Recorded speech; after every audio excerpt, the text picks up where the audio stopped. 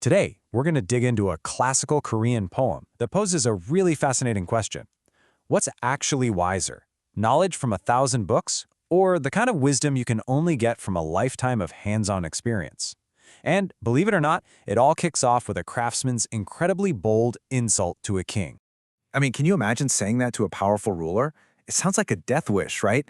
So who on earth would have the nerve to say it, and why? Well, the answer's probably not what you're thinking. So who's the daring soul? A rival lord? Some kind of revolutionary philosopher? Nope.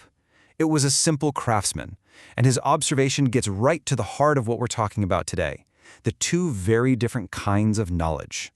Our story starts not with a scholar, but with a craftsman, and it comes from a famous tale in the ancient Chinese text, the Zhuangzi. So, picture this. You've got Du Quan sitting there, completely absorbed in these ancient writings, and in his world, this is the absolute highest form of knowledge there is. Meanwhile, down on the workshop floor, there's Bian. He's a master of his craft, a skill he has spent a lifetime perfecting by doing, not by reading. And this is the moment where these two completely different worlds collide. You have the world of abstract ideas in a book, and the world of tangible skill in a craftsman's hands. Now, Bian isn't just trying to be difficult here. He's making a really profound point. He's saying that the most important part of wisdom, the real essence of it, couldn't be written down, and it died right along with the person who had it. Well, as you can imagine, the Duke is furious. He basically says, explain yourself or you're dead. So Bian does. He talks about his skill. He says, look, if I carve too slow, the wheel's loose. Too fast, and it's too tight. There's a certain feel, a rhythm his hands just know, but that he can't fully explain. He admits he can't even put it into words to teach his own son, and his conclusion? The sage's deepest wisdom was just like that. It had to be lived. It couldn't just be written down. Okay, now let's fast forward a few centuries and jump over to Korea to see how this very same story inspired one of its greatest scholars, a man named Bu-sik. Now, this guy was a big deal. He was the main person behind the Samguk Sagi, which is one of the most important historical records in Korean history. He was the ultimate book guy, the exact kind of person the Wheelwright might have been criticizing. But here's the twist. In his retirement, Bu-sik wrote this short poem reflecting on his own life's work through the eyes of that very same Wheelwright.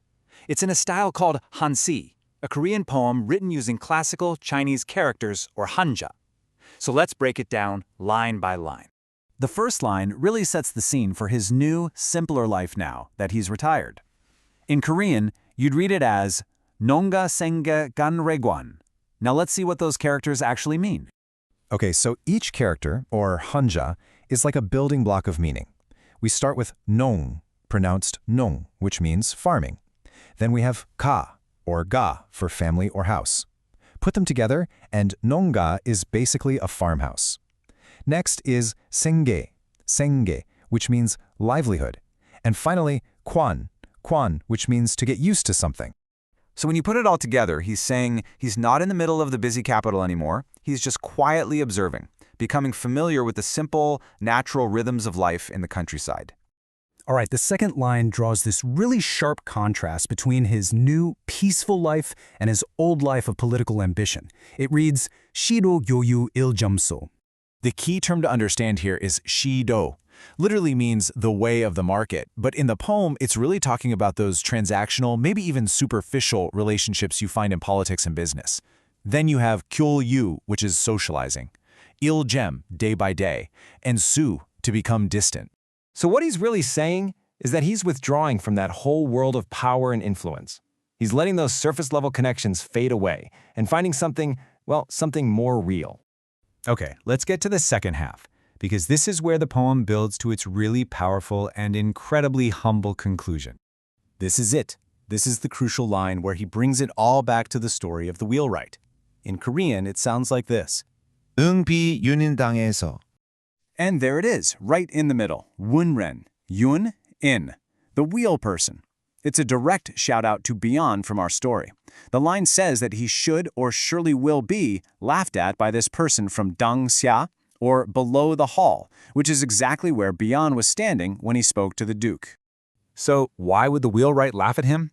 The final line, Baekdu gungo myeonso, gives us the reason. So let's put those last two lines together. Baekdu means white hair. He's talking about himself as an old man.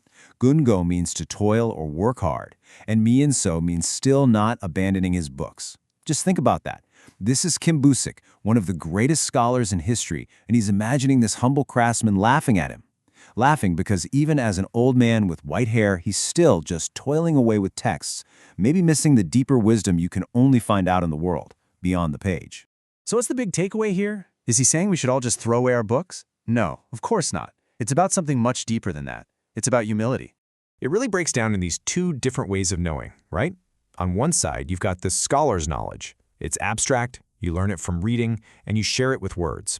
But it can also be just leftovers. Then you have the Wheelwright's wisdom. It's practical, it's embodied in your hands, but it's so personal that it's almost impossible to teach with words alone.